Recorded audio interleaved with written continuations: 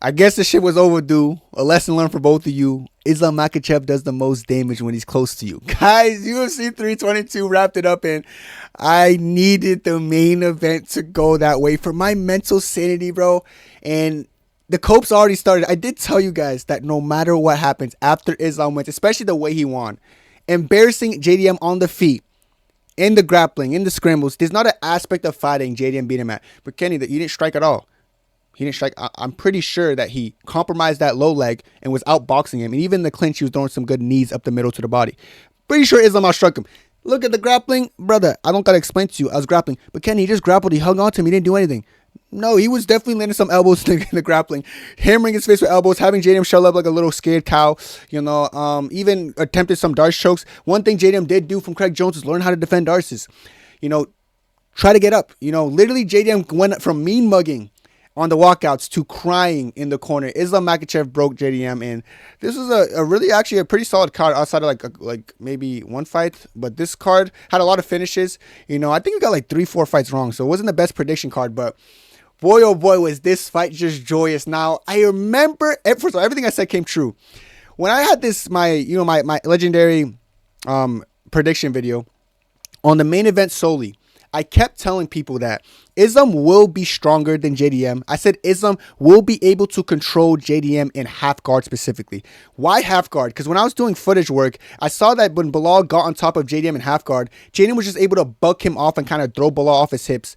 But I look at Islam like, that's just not going to happen. And the fact that I believed Islam was going to be a lot stronger than JDM, like I said in my video, I knew that when he was in half guard position, his hips would be too heavy. Now, everything I said, of course, came into fruition. Like, I know who I am with these picks, and you can like or you don't like, you know, but you should know who I am as predictor. You know, you don't got to like me. When it comes to the main event, Kenny, we really just don't miss, guys. Now, this fight was a masterclass in everything. Like I said, every aspect of fighting Islam Makhachev won.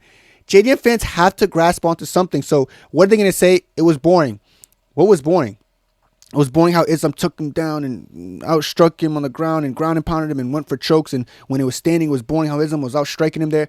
Is it boring to you because you picked wrong and you were hoping that JDM was able to scramble? And why is the blame all going on Islam for landing ground and pound shots, landing elbows, having JDM clobbering up and shelling up, going for Darce chokes while JDM was just doing his best to defend it, not actually scrambling back to his feet?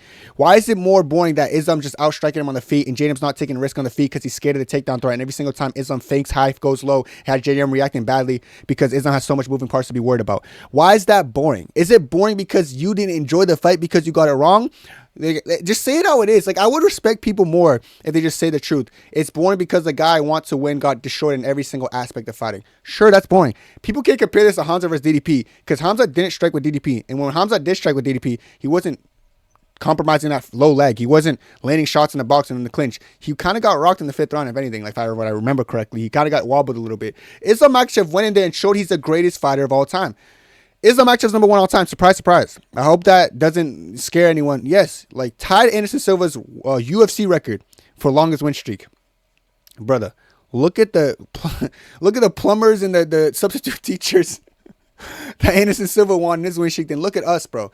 We're the greatest of all time, bro. We just smoked Jack Della Maddalena, the guy that, dude, he beat Bilal. I kept trying to tell people. I was telling Bedtime during our debate. Bedtime probably feels really dumb. This guy had BS. I said BC was. We're gonna talk about BSD Dariush later, but Bedtime gotta feel dumb about this pick because I remember when I was telling Bedtime that Islam's a better striker, and I know that after the fight, if I ask you what happened in the striking, you'd be like, it's because of the takedown threat. Which because I know what people are gonna say. Like, there's a reason I'm really good at predicting and saying these things because I experienced a lot of Islam fights, and I experienced this moment before, dude. But Kenny, JDM's the tougher, harder version of Dustin Poirier. No, I said in the Bedtime debate, Dustin Poirier is the better scrambler.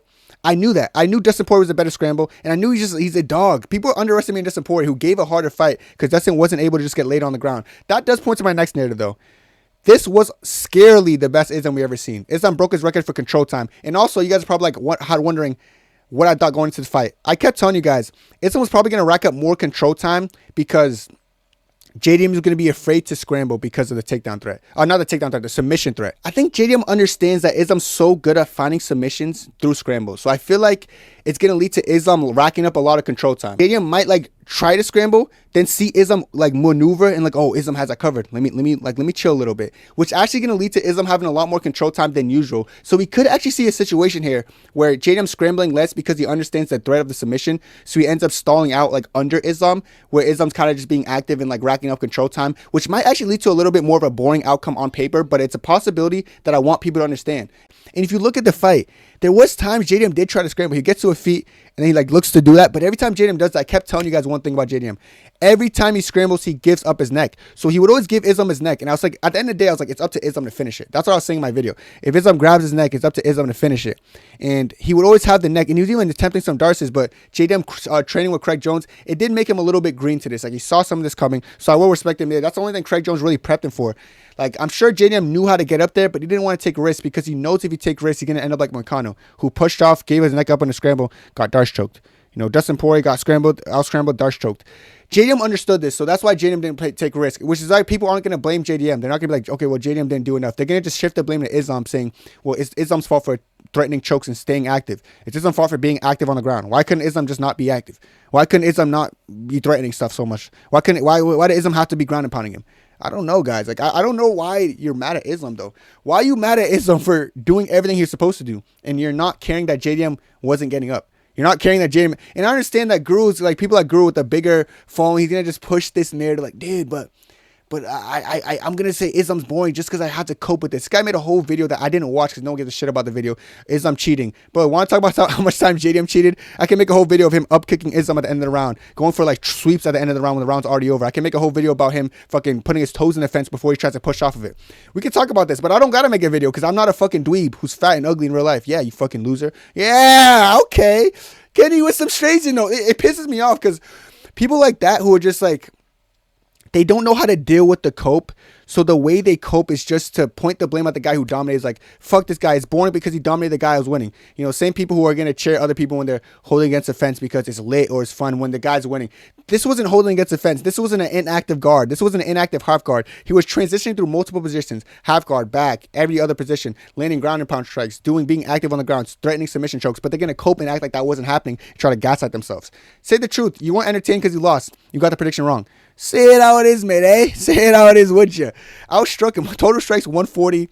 I gotta show you guys. It's kind of funny. This is like, I know obviously some of them are ground strikes, but 140 to 30. JDM had nothing for him. JDM was so much more comfortable against a Bilal Muhammad because of Bilal Muhammad, like I said, he doesn't fight the same. People like Bedtime were mistaken with the Bilal fight. They looked at Bilal, who came forward kind of like very reckless and was getting punched in the face while doing some punching on JDM. They're looking at that and like, I think he's gonna outstrike Islam because of that. I try to tell you guys, Islam and Bilal Muhammad aren't the same striker. Islam doesn't walk forward with reckless abandonment and getting ping-ponged in the face. Do you know who Islam Makhachev is? It almost confused me why people kept going to the Bilal fight to compare. Like, dude, I don't know when people are going to realize Bilal isn't like Islam. I at least told Bedtime it's disrespectful to compare Bilal to Islam skill for skill. Like, how could you do it? But don't compare Bilal to Islam skill for skill. That's disrespectful. That's they are comparable. They're not comparable. Why are they comparable? Why? They are comparable. Why? The way that they fight is comparable. They are grapplers who have solid boxing and pressure. No. They are comparable. Islam Makhachev's a defensively sound striker who doesn't take risks. Bilal Muhammad's a striker, more like Sean Brady. Bilal Muhammad's a striker. No, wait. Bilal's a striker who walks forward and tries to overwhelm you with volume. Do it. Feels like you don't know what you're talking about when you do shit like that, you know? And of course, I saw like Ilya's tweet and everything. He's like, he's like roasting JDM and then like coming at Islam. Like, I'm more confident every day, bro. You get taken down. If you come to 170, brother, you get put in half guard submitted. I think Ilya would actually take more chances scrambling and get choked out. You know, Ilya Taporia, brother, like, you didn't want smoke with Charles on the ground, so you ran away, brother. When you get on the ground, you're going to be forced to go with smoke, brother. You know, you're going to be forced to be on the ground. And if you try to scramble up, you're going to get darce. There's a reason JDM didn't scramble as much. Like I said in my video, he's going to be scared of the darce choke, and that's exactly what happened.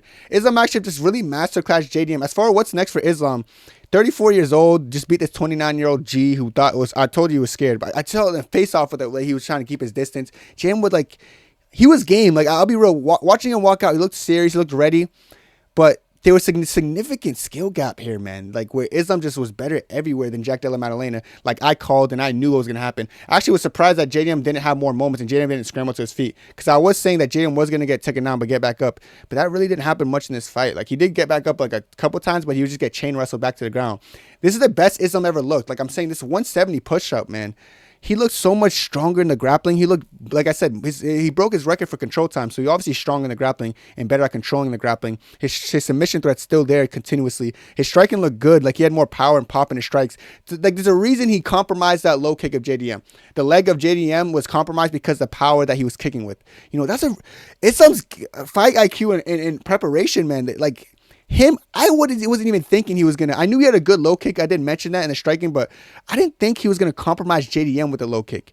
You know, just he broke down JDM so fundamentally well. Like this was probably the best execution of just fight IQ and game plan I've ever seen in a UFC fight. Period.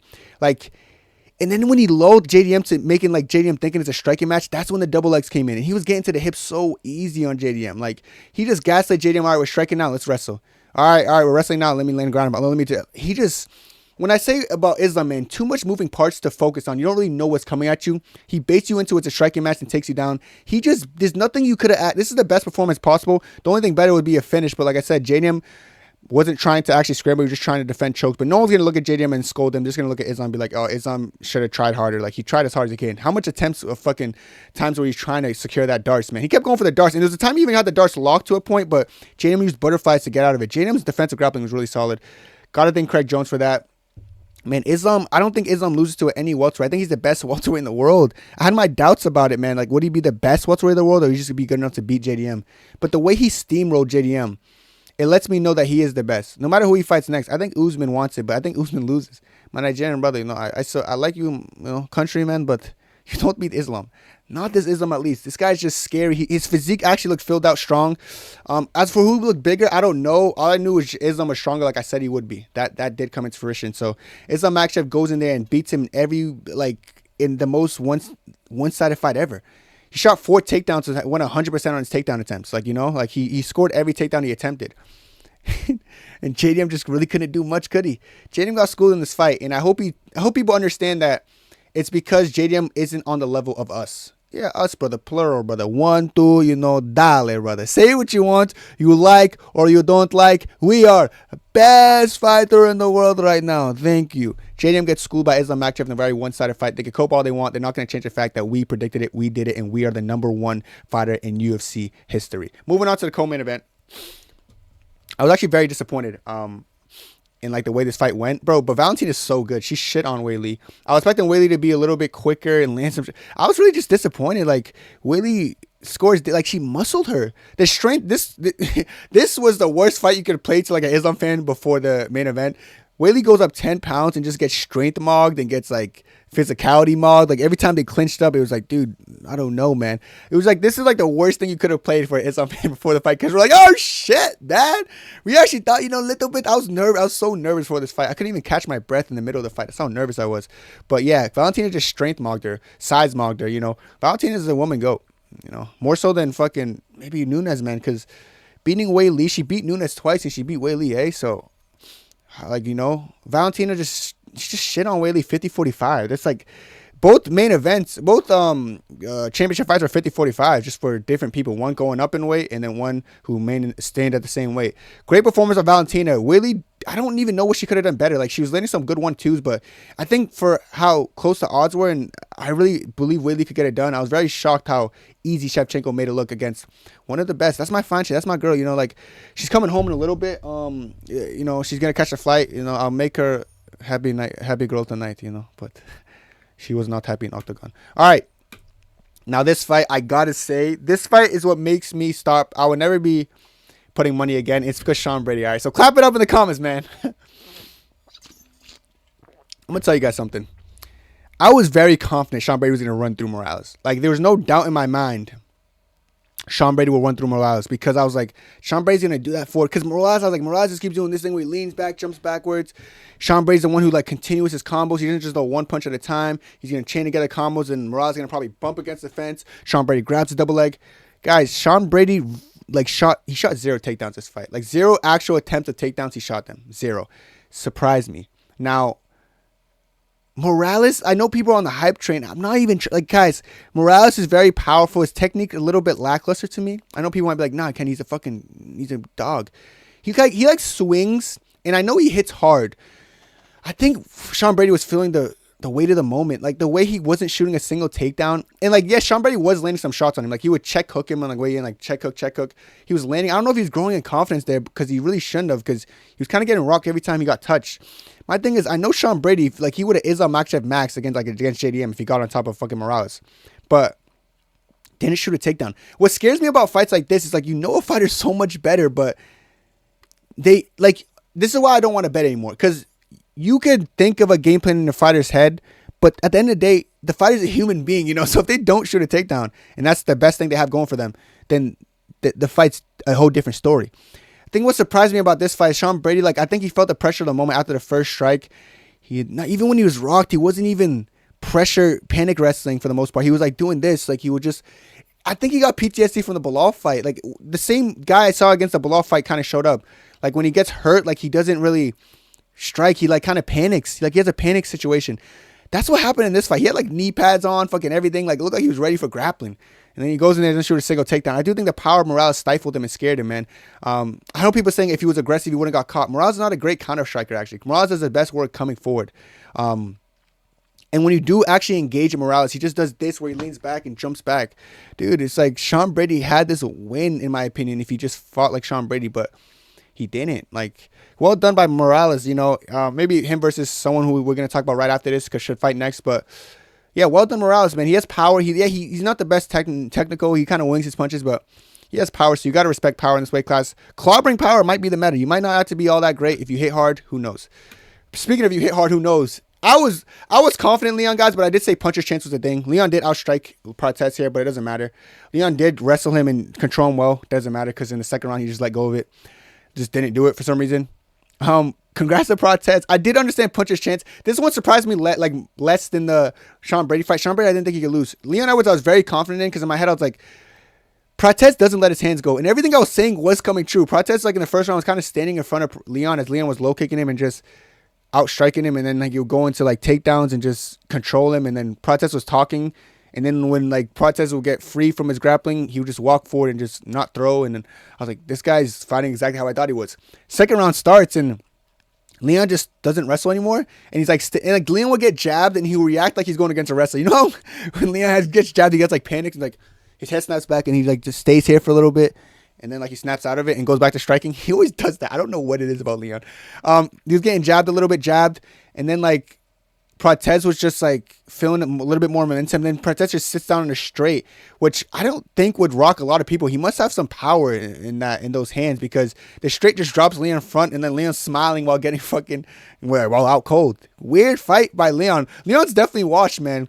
I was thinking the whole like volume has to beat Leon, but not really. Like, was I right about Prates being low output? Yes. Which is probably why he lost to Ian Gary. People are like, how good is Ian Gary? I just think Leon Gary does a better job moving than Leon. Leon was kind of standing his base a little bit more, whereas Ian Gary, I will give him credit. He moves a lot better. So he just wasn't, even when he got caught by Prates, he kind of just ate it, but he was kind of just moving well, just outpointing Prates because Prates' problem is always going to be his volume, but he has one punch power apparently now, knocks out Leon who's never been knocked out. So something that never happened had to happen for Prates to win. Showed great power though.